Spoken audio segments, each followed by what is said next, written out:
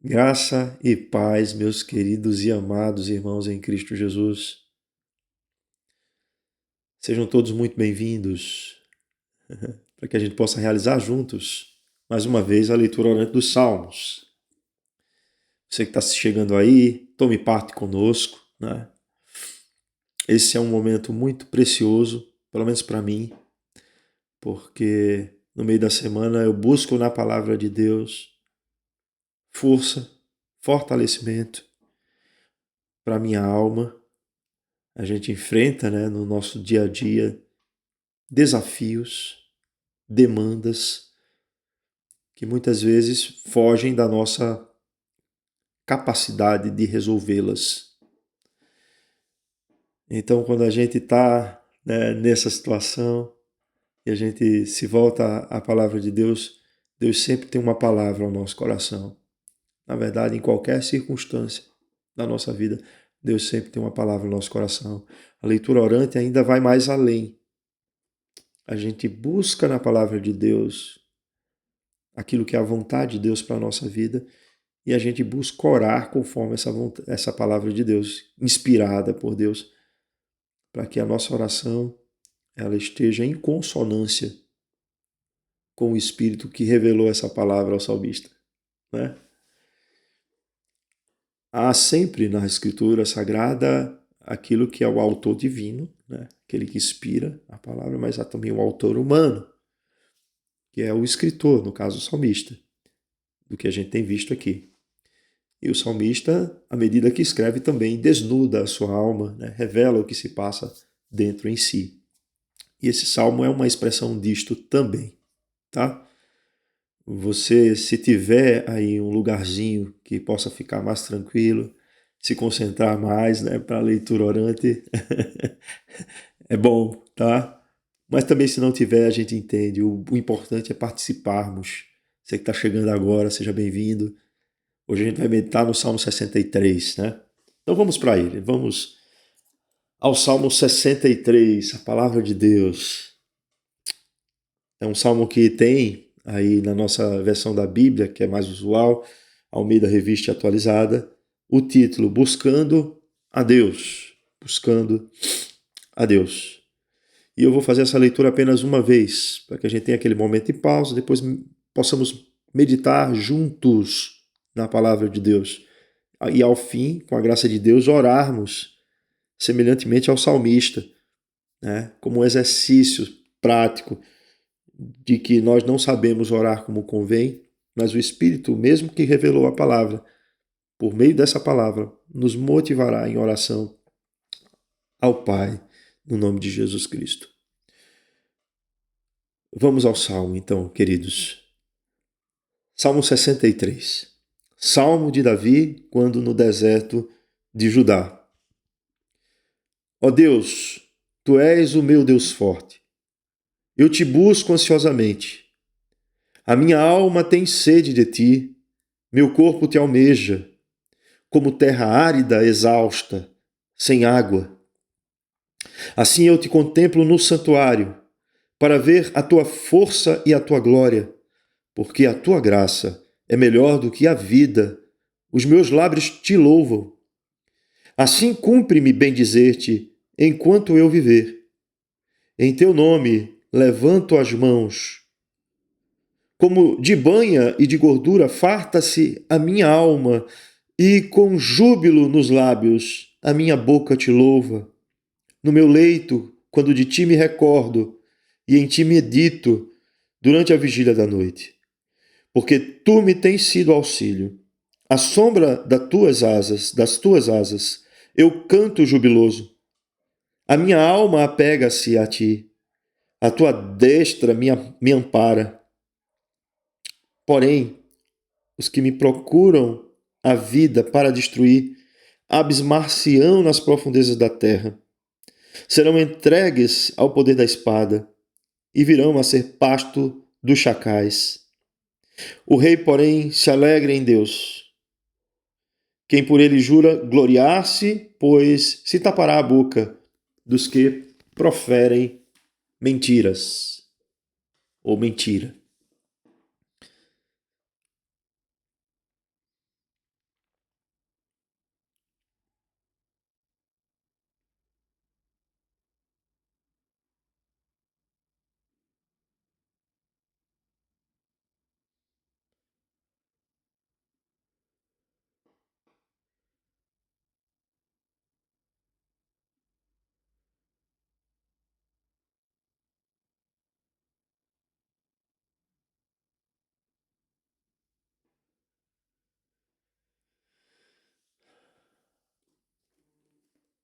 Irmãos queridos, observem, né?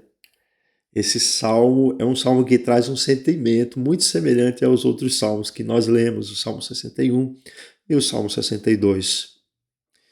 Embora assim o gênero dele seja um gênero de lamento individual, no caso aqui do rei Davi, esse salmo ele também tem características de alguém que canta como em oração a Deus, mas que está por ora sendo exilado, perseguido e acusado de algo que ele não fez. Esse é o sentimento do salmista nesse salmo daqui, né? A gente pode dizer. Só que esse salmo ele traz aí uma nota histórica, quando no deserto de Judá. E algumas pessoas vão ali ao segundo livro de Samuel, no capítulo 15, e vão entender ali um contexto para esse salmo daqui. Só que isso não é tão fácil assim quanto a gente imagina, tá? Em várias situações, não foi uma nem duas, assim, a gente tem várias situações em que Davi ele precisou ir para o deserto de Judá por conta de perseguição que ele sofreu. Enfim, a gente vai ter isso, por exemplo, quando o rei Saul perseguiu. A gente vai ter esse momento aí quando o rei Saul perseguiu. Lá no primeiro livro de Samuel, capítulo 23. Mas a gente vai ter também outros momentos, né? Que, como é no caso de Absalão ter perseguido, o próprio filho ter perseguido Davi. Davi ter que se refugiar em outro lugar.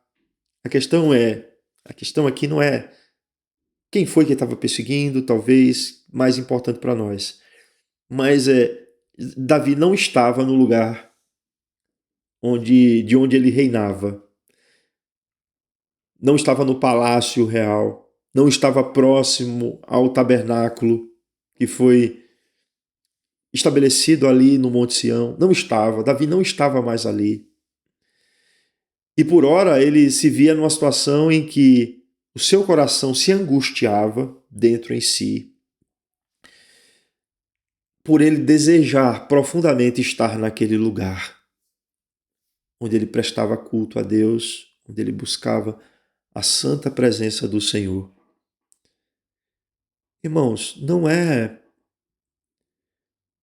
que o exílio seja só um exílio político, no sentido de tentarem ali, no caso de Absalão, depor o seu pai do reinado, né? Não é por isso só. Existia ali um outro tipo de exílio, que era o exílio do lugar onde o próprio Davi satisfazia a sua alma, cultuando ao seu Deus, oferecendo sacrifícios a ele, sacrifícios de ações de graças, sacrifícios, né, pelos pecados, enfim. Ele tinha essa consciência do quão aquele lugar é importante para a sua vida. E aí, nesse sentido, você concorda comigo, meu irmão ou minha irmã? Para nós, não faz muita diferença quem é que estava perseguindo a Davi, mas faz muita diferença saber como Davi, distante daquele lugar que era o lugar de culto a Deus, se sentia. Se sentia. E aí a gente, antes mesmo de entrarmos no texto, vermos a estrutura desse texto, eu gostaria de dizer isso para os irmãos. Às vezes, ou melhor, há vezes em que nós, tendo plena consciência de que o que desejamos é agradável a Deus, por ora, não podemos exercitar aquilo que nós desejamos ou realizar o nosso desejo. A gente não pode. Estamos sendo impedidos. A questão é a seguinte: o que é que a gente faz quando isso acontece? A gente fica murmurando? A gente acha que tem poder para colocar Deus contra a parede e exigir dele que ele faça isso por nós? A gente não quer nem saber, a gente arromba a porta e assume os riscos, sem que essa seja a vontade de Deus. A questão é, como lidamos com a soberania de Deus quando estamos em situações nas quais nos percebemos distantes de realizarmos aquilo que sabemos ser a vontade de Deus, né? Mas que por hora a gente se vê impossibilitado de realizar. Como lidamos com isso? Recorremos a Deus como fonte de fortalecimento nessas circunstâncias? Falamos e expressamos para Ele em lamento o que nós desejamos? Confiamos na graça de Deus como sendo suficiente para nos manter em meio às dificuldades que se apresentam a nós? São essas perguntas que a gente vai se fazer ao lidarmos com esse salmo. O salmo ele tem uma estrutura, né? A gente tem aí no verso 1 uma expressão que é uma expressão de lamento, é uma expressão de lamento individual, porque o salmista traduz como está a sua alma e ele traduz isso buscando a Deus. Eu sempre coloco que o lamento se diferencia muito da murmuração, em que, ao passo que a murmuração se volta contra Deus, né, fica revoltada contra Deus, o lamento faz com que o salmista, mesmo na sua tristeza, possa buscar a Deus. Então, é o que o salmista faz. Então, versículo 1 é representativo. Ele traz isso para nós, tá? Ele traz isso para nós, a lamentação individual de Davi e como ele busca a Deus, reconhecendo quem é Deus, reconhecendo como ele está. Na segunda parte, do verso 2 ao verso 8, a gente vai ter aquilo que a gente poderia dizer que é a contemplação do santuário mesmo distante. A contemplação do tabernáculo mesmo estando distante daquele local que ele gostaria de estar. Então, ele imagina-se, ele se imagina ali, naquele lugar. Essa é a questão, sabe? Embora ele não estivesse presente, ele se imaginava ali. O que dá, né, claros indícios de que seu desejo é um desejo verdadeiro. Não é uma coisa apenas da boca para fora, né? A gente costuma realizar muitos desejos, né, do nosso coração nos sonhos, na nossa imaginação, enquanto eles não são possíveis de serem realizados concretamente. Então, isso acontece. Quer que eu dê um exemplo muito simples? É um exemplo de namoro, né? Às vezes, assim, antes de se aproximar para conversar com alguém, mas sabendo que não se pode conversar, né? Ainda com aquela pessoa sobre namoro e etc., a pessoa imagina que, romanticamente, né? Que ela já tem um relacionamento com essa pessoa. Então, os desejos também se realizam na nossa imaginação. E, por fim, a gente vai ter mais duas partes, que é uma parte que fala da queixa de Davi contra os seus inimigos, tá? Que está presente aí nos versos 9 e no verso 10. E, por fim, ele fala do regozijo do rei, que é ele próprio, do rei de Israel, né?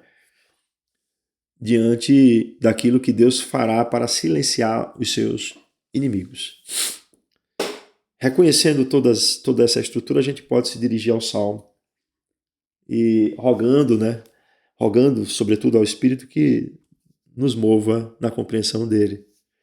O verso 1 diz assim: ó Deus, tu és o meu Deus forte, eu te busco ansiosamente, a minha alma tem sede de ti, meu corpo te almeja como terra árida, exausta e sem água. Eu acredito que ninguém assim que tenha conhecido uma região como o semiárido nordestino, o sertão, não tenha uma noção do quanto a água é importante, sabe? Quanto a água é importante para que aquela população sobreviva. lugares no sertão que quando a seca ela perdura por bastante tempo, a terra ela fica esturricada. O que é uma terra esturricada? É uma terra que ela racha e ela se move para cima. Ela fica assim, cheio de veios, né, de rachaduras e toda é uma paisagem assim de uma terra que ela está ali exaurida. Ela não tem mais água. E sem água, meus irmãos, não há vida. Quando chove no sertão, se os irmãos tivessem a oportunidade, alguns sei que já viram isso, né? A paisagem do sertão muda completamente. Sabe por quê? Porque o solo sertanejo lá do semiárido nordestino é um solo fértil. É um solo que tem muitos nutrientes, é um solo excelente para a plantação. A prova disso é que em Petrolina, por exemplo, há décadas atrás, imigrantes japoneses foram para lá e usaram a água do rio para produzir frutas. E eles têm fruta todo ano. Hoje se tem vinícolas lá no Vale do Rio São Francisco, em Petrolina, que elas dão uva todo ano. É uma coisa maravilhosa. O solo é bom, o que ele precisa é de água. Então, se você tem como canalizar a água do rio para a irrigação, uma coisa é certa, aquele solo vai produzir e produzir abundantemente. A questão do salmista é que ele tinha uma convicção de que o seu estado atual só poderia ser resolvido com uma intervenção de Deus. E aí há uma contraposição aqui, porque ele diz assim, veja só, ó Deus, tu és o meu Deus forte. Mas quando ele fala sobre si, ele diz assim, não, a minha alma tem sede de ti, o meu corpo é como uma terra árida, exausta, sem água. Ele não está fazendo divisão de alma e corpo como a gente imagina aqui, não, tá, meus irmãos? Ele está fazendo um paralelismo aqui, para dizer que a vida dele depende totalmente de Deus. Sem Deus, a vida dele não produz o que poderia produzir de frutos. Então, é por isso que ele busca a Deus, porque Deus é forte o suficiente para fazer com que isso aconteça. Irmãos, não há nada na nossa vida, por mais difícil que pareça ser, que Deus não seja poderoso o suficiente para resolver. Eu sei que às vezes a gente vive situações que são muito difíceis. Às vezes a gente está vivendo um problema de depressão. E enquanto a gente está passando por isso, isso nos exaure as energias, né? Nos sentimos demasiadamente fragilizados. Nos colocamos assim diante de Deus realmente em total dependência. E isso não é ruim, meus irmãos. Isso é agradável a Deus, porque isso nos faz buscá-lo. E aí entre os verbos aqui, ele diz que busca a Deus. Ele diz que almeja a Deus. Ele não busca a Deus de qualquer forma, ele busca ansiosamente. Ele busca de maneira intensa e profunda. É isso que quer dizer. Será que temos assim o buscado? Não é? Quando a gente se sente apertado, quando a gente se sente incomodado, quando a gente percebe que estamos fragilizados, o que é que temos feito? Temos nos lamentado diante de Deus da maneira adequada, como o salmista Davi tem feito aqui? Ou temos nos queixado, murmurado, reclamado de tudo? Que Deus nos faça, né? Assim como o salmista, nos lamentarmos na sua santa presença. Ou lamentar individualmente, nos voltando a Ele. E aí entram os versículos consecutivos, né, do 2 ao 8. Vou fazer aqui uma leitura mais pontual. Ele diz, assim eu te contemplo no santuário, para ver a tua força e a tua glória. Irmãos, vamos lá, né? o salmista já tinha essa referência de memória. Ele já tinha visto o poder de Deus agindo, né, no meio do seu povo. Ele já tinha visto a manifestação da presença de Deus, assim, através do serviço no tabernáculo, né? Daquilo que Deus, o próprio Deus, recebia ali de culto. Então, agora, a mente de Davi, ela se desloca para esse lugar. O desejo era tão profundo, era tão intenso, que ele conseguiu vislumbrar este lugar. E ele vai dizer: assim eu te contemplo no santuário para ver tua força e tua glória. A glória manifesta do Senhor, a glória da presença do Deus de Israel, a glória daquele que é o único capaz de devolver ao rei a sua dignidade. E ele consegue contemplar, mesmo numa situação difícil, isso. Irmãos, tem um livro chamado O Vale da Visão, que são de orações de puritanos. E é impressionante como aqueles homens, em meio às dificuldades também, não só nos momentos benfazejos da vida, eles conseguiam contemplar essa glória de Deus. Conseguiam dirigir os seus corações e mentes à presença santa do Senhor. Aquilo que eles buscavam, eles próprios tinham já essa referência com base em tudo aquilo que Deus já havia feito a eles. Irmãos, será que a gente está empobrecido dessas referências? Eu acho que não. Quantas coisas Deus já fez pelas nossas vidas? O que está faltando muitas vezes em nós é o exercício da nossa memória, né? Lembrarmos daquilo que Deus fez. E aí ele continua dizendo: porque tua graça é melhor do que a vida, os meus lábios te louvam.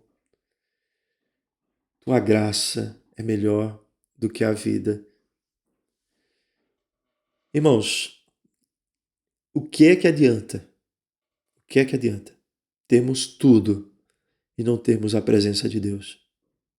O que é que adianta a gente desfrutar de todos os benefícios materiais que esse mundo possa oferecer e não desfrutarmos do gozo da presença de Deus na nossa vida? O amor inabalável de Deus, a misericórdia de Deus, a graça de Deus, elas são fortalecedoras para nós.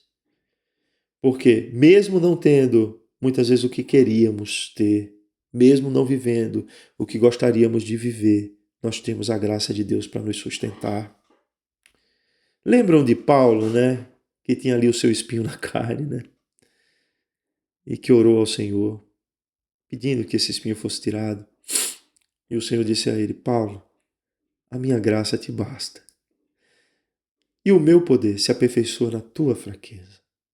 Talvez seja isso que a gente precisa ouvir nesses momentos. Minha irmã, esse momento difícil que você está passando, entenda, Deus não se ausentou. A presença de Deus não foi escondida. Recorde de tudo aquilo que Deus já fez por você. Não se deixe abater. Saiba que Deus está no controle de todas as coisas e que é o próprio Espírito Santo que traz de volta à sua memória tudo aquilo que ele já fez. E esse Deus não mudou. Ele permanece aí com você. A sua graça é melhor do que a vida. Portanto, os meus lábios te louvam. Então, se a gente consegue ter a consciência disso, meus irmãos, a gente irrompe louvor e glória ao nome do Senhor, não é? Os nossos lábios louvam, Deus troca o nosso traje, né, de luto por um traje, uma veste de louvor. Somos repaginados pela consciência da presença de Deus, da graça de Deus em nossa vida. E aí ele diz assim: assim cumpre-me bem dizer-te enquanto eu viver, em teu nome levanto as mãos. Isso é uma expressão de louvor, sabe? Louvar a Deus é se dirigir a Deus em adoração, né? Pode ser por meio de um cântico. Então, a gente está percebendo que o salmista tem essa intenção. Esse é um cântico. E é um cântico que bendiz o nome do Senhor. E bendiz o nome do Senhor mesmo diante da dificuldade. Não é? Às vezes a gente acredita, né, que a gente precisa ter satisfação em algo. A gente precisa, primeiro, perceber a bênção de Deus para depois a gente se alegrar e bendizer o nome do Senhor. A gente pode, em meio à situação difícil que a gente vive, ainda louvar o nome do Senhor, a despeito dessa situação, vislumbrando tudo aquilo que Deus fez por nós. E a gente vai ver depois também reconhecendo que Deus é fiel à sua palavra e Ele cuida de nós. E Ele nos trará de volta aquilo que, por hora, não podemos viver, né? Então, Deus é esse Deus. Cumpre a nós louvar o seu nome. Cumpre a nós vivermos aqui enquanto na existência, de modo que os nossos lábios louvem o nome do Senhor, que a gente possa levantar a mão, isso é uma expressão de culto, né? Cultuarmos o nome do Senhor, nos alegrarmos em sua presença. E aqui ele vai trazer algumas coisas que aconteciam dentro do tabernáculo, né? Que eram aquelas ofertas queimadas no holocausto. Ele diz assim, como de banho de gordura farta-se a minha alma, e com júbilos nos lábios a minha boca te louva. Ele está fazendo uma referência ao versículo anterior para dizer assim, nesse lugar em que eu te presto culto, em que eu ofereço sacrifícios, eu adoro o teu nome. Eu adoro o teu nome. Eu tenho a ti como suficiente fonte de toda a minha adoração, todo o meu louvor. És tu quem moves o meu coração para te louvar, e esse louvor é recebido por ti, para a glória tua. Então eu ofereço sacrifícios, eu presto serviços em sacrifícios e sacrifícios a ti, Senhor. Que coisa, meus irmãos. E aí ele diz assim, no meu leito, quando de ti me recordo, olha aí a recordação, e em ti medito durante a vigília da noite, ou seja, é um exercício imaginativo. Observe, meus irmãos, eu já vi muita gente falando assim, cristão não pode imaginar nada. Aí eu falo assim, nossa, a gente está empobrecendo o imaginário, que é o imaginário cristão, é o imaginário de tudo aquilo que Deus fez. Então, as pessoas confundem a imaginação com fantasia. Ele não tá, o salmista não está fantasiando aqui. O salmista está recordando. Ele tem um parâmetro, ele tem uma referência. E ele busca nessa referência recordar-se daquilo que ele fazia para que sua alma se alegre e ela se volte a Deus em adoração. Deus não tirou do seu povo a criatividade nesse sentido de buscar imaginar, recordar daquilo que ele já fez, né? Trazendo para o momento atual tudo aquilo que ele já fez para louvor e glória do seu nome. Deus não nos proíbe isso, meus irmãos, de forma alguma. Ele, pelo contrário, ele nos estimula a fazermos isso. E o salmista deixa isso claro, né? Que até mesmo quando ele vai dormir, ele lembra e ele recorda e sua alma se satisfaz. E ele adora a Deus por isso, e ele louva, ele entoa louvores ao nome do Senhor. E agora vem uma constatação. Porque vejam só, meus irmãos, mesmo distante desse lugar, mesmo estando perseguido, mesmo em exílio, mesmo tendo assim sido acusado de coisas que ele não fez, sendo injustiçado, ele ainda nesse lugar encontra refúgio na presença de Deus. Não é só um ato de recordação, mas é um ato atual, do presente momento, de se buscar em Deus a sua satisfação, porque ele diz assim, porque tu tens sido o meu auxílio, à sombra das tuas asas, eu canto jubiloso. A minha alma apega-se a ti, a tua destra me ampara. Não é me amparou, não é me amparará. Ele não está dizendo assim, que tu serás o meu auxílio. Ele não está dizendo assim, tu foste o meu auxílio. Ele está dizendo, tu tens sido o meu auxílio, tu tens me amparado, tu tens me sustentado, minha alma está apegada a ti, porque tu, neste presente momento, estás comigo. Meu irmão, minha irmã, essa é uma consciência que a gente nunca pode deixar de ter, da presença de Deus no presente momento da nossa vida. Não adianta ficar só resgatando coisas do passado. A gente precisa também reconhecer essa presença de Deus, nos sustentando em meio à dificuldade, nos amparando em meio às dificuldades dessa vida. Se você consegue fazer isso, meu irmão, pode ter certeza que isso se reverte em favor à sua vida, ao seu coração. Isso muda muitas vezes a condição de tristeza que já está instalada. Por quê? Porque a presença de Deus é uma presença transformadora na vida de quem toma consciência dela. E só se pode fazer isso, obviamente, para aqueles que são nascidos de novo, que tem o Espírito Santo de Deus na sua vida, né? Que sabe da mediação de Jesus Cristo, sabe que Ele é o nosso defensor diante de Deus. Ele é o bom pastor que está conosco, nos guiando em momentos de fartura e abundância, mas também em momentos de dificuldade, de vale sombra da morte. Davi tinha muita consciência a respeito disso. Nós precisamos tê-la também. E aí a gente chega naquele ponto do texto em que há uma queixa do salmista sobre os inimigos, né? O que eles fazem. Ele diz assim no verso 9, perdão. Porém, os que me procuram a vida para a destruir, abismar-se-ão nas profundezas da terra. Serão entregues ao poder da espada e virão a ser pasto de chacais. O que ele está dizendo? Que aqueles que fazem o mal não prosperam contra aqueles que fazem o bem no sentido pleno. Eles podem, por momento, estarem em vantagem, né? Mas não para sempre, meus irmãos. E aqueles que praticam o mal recebem o pago pelo mal que eles praticam. A justiça de Deus não deixa de existir. Especialmente, para aqueles que vivem para exercício da maldade. Então, quando ele diz assim, porém, os que me procuram destruir a vida, abismar-se-ão nas profundezas da terra. Abismar-se aqui não é ficar surpreendido, não, tá? É cair no abismo. Né? E aí ele diz, serão entregues ao poder da espada e virão a ser pasto dos chacais. Está dizendo assim, esses não prosperarão. E Deus dará a eles o pago.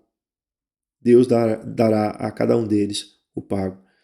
Irmãos, vamos lá, mais uma vez, eu bato nessa tecla, mas é porque é importante a gente ter essa consciência também disto. Nós não somos juízes, no sentido pleno da palavra, porque a justiça, no sentido da justiça plena, ela é um atributo exclusivo de Deus.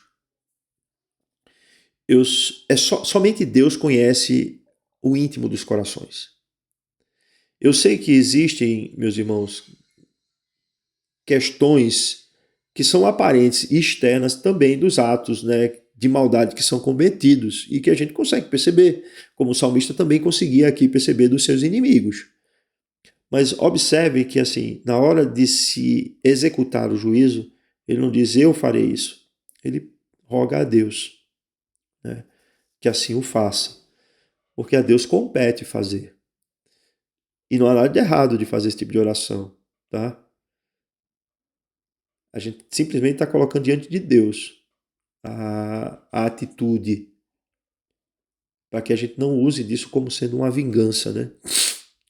Contra aqueles que se interpõem, ou que se contrapõem, melhor dizendo, aquilo que é o desejo de Deus para a nossa vida, no caso do salmista, de estar naquele local onde ele gostaria de estar para cultuar o seu nome. E por fim, o salmista termina com a seguinte expressão, o rei, porém, se alegra em Deus. Quem por ele jura, gloriar-se-á, pois se tapará a boca dos que proferem mentira. Aqui é um contraponto, né? diferentemente destes inimigos que serão julgados, pesados na balança de Deus, como vimos no Salmo passado, tidos por culpados, e receberão o pago por esse tipo de maldade que eles aplicaram, né? Ou pelo menos tentaram aplicar. Davi não, o rei vai se alegrar no Senhor. No fim das contas, na história da redenção, aqueles mesmo que sofram, né, no presente tempo, terão, assim, no fim da história, a revelação do quão maravilhoso é esse Deus. Vale a pena servi-lo, a despeito das dificuldades que venhamos a enfrentar. Vale a pena. Nós nos alegraremos. Quem ri por último ri melhor, não tem um ditado que diz assim? Quem ri por último é Deus. E nós, que somos seus servos, rimos junto com ele. Porque no fim das contas, ele vai sim aplicar o seu juízo sobre a terra. E aqueles que não creram em Jesus Cristo para a sua salvação perecerão. Mas aqueles que creem no Messias, né? No Cristo, no ungido de Deus, que veio para morrer numa cruz pelos nossos pecados, sabem que a graça de Deus é maior do que a vida, porque todos estes que creram, não creram porque eles eram bonzinhos ou porque eles tinham no seu coração uma característica que os tornava agradáveis a Deus. Muito pelo contrário. Como Paulo diz em Efésios, no capítulo 2, todos nós estávamos mortos nos nossos delitos e pecados, mas foi Deus, né? Pela graça sois salvos, mediante a fé. Isso não vem de vós, é dom de Deus. Foi Deus. E a graça é maravilhosa por isso, porque nos aproximou desse Deus que é maravilhoso demais para nós. E esse Deus, ele, em Cristo Jesus, veio a esse mundo para se oferecer em sacrifício, né?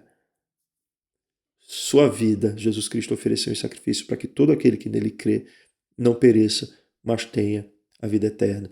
Já os ímpios que negam essa realidade de Jesus sofrerão castigo de acordo com as suas obras.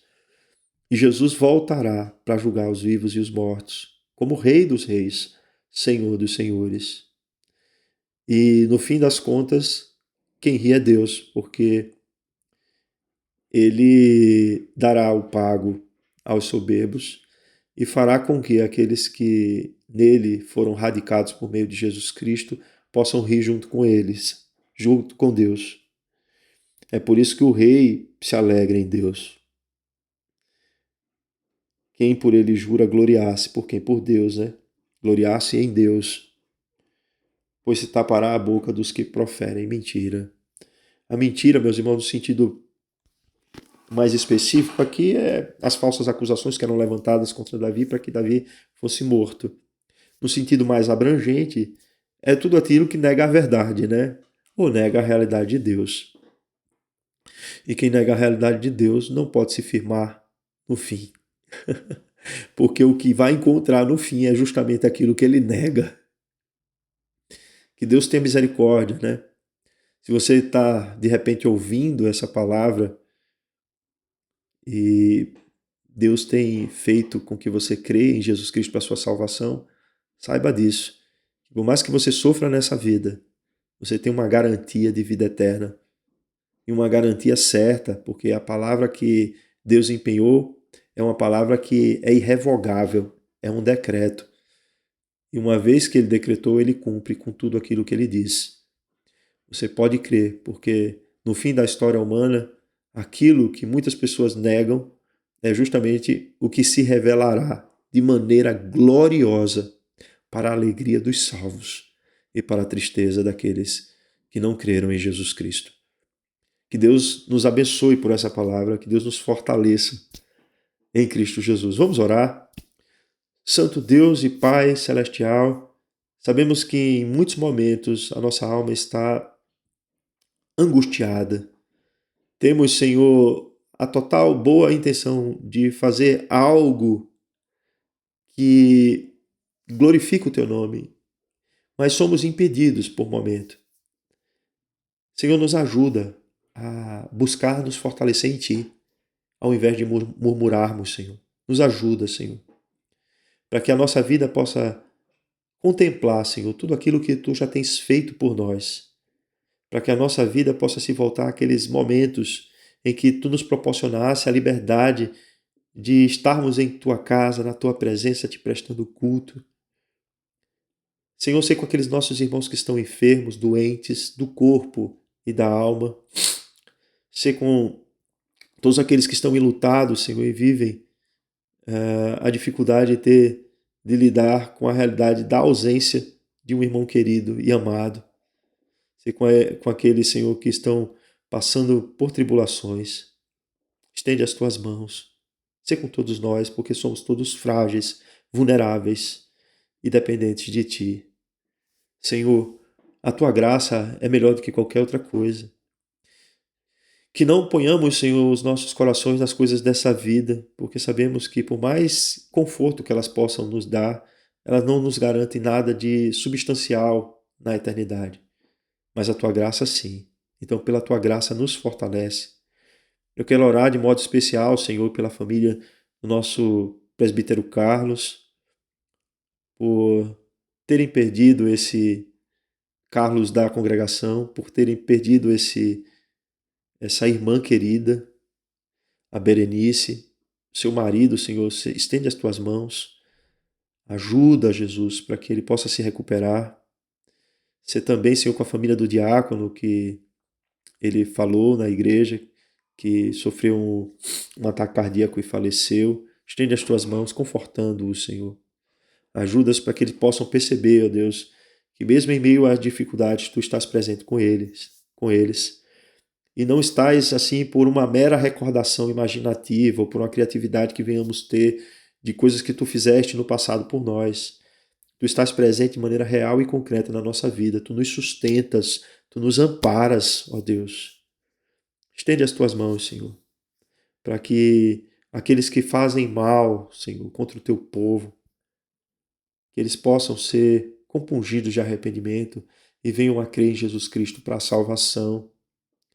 Porque reconhecemos, Senhor, e entendemos que se não for pela ação soberana do Teu Espírito, pela dádiva da fé, eles não crerão em Ti. Então, pela Tua misericórdia, Senhor, usa a Tua igreja como instrumento de pregação do Evangelho para que pessoas venham a crer no Teu nome e para que esses possam, Senhor, se desenvolver em fé na Tua casa, glorificando o Teu santo nome junto com outras pessoas, porque é para isso que nós pregamos o Evangelho, para que outras pessoas venham gloriar-se no Senhor, sentir prazer nele, alegria, que não é uma simples alegria, que é a alegria da salvação. Eu sei, Senhor, que Tu darás o pago aos soberbos e que no fim das contas todos nós estaremos diante da Tua presença. Que a nossa alegria, Senhor, seja a alegria dos justos, daqueles que sabem que foram justificados pelo sangue de Jesus Cristo e que agora desfrutam de um relacionamento contigo. Abençoa, Senhor, o nosso restante de semana, ser com cada um dos irmãos, ser com o nosso querido Vitor, ser com todos os irmãos, Senhor. É isso que nós oramos em Cristo Jesus. Amém e amém. Queridos, que Deus os abençoe e até a próxima leitura orante dos Salmos.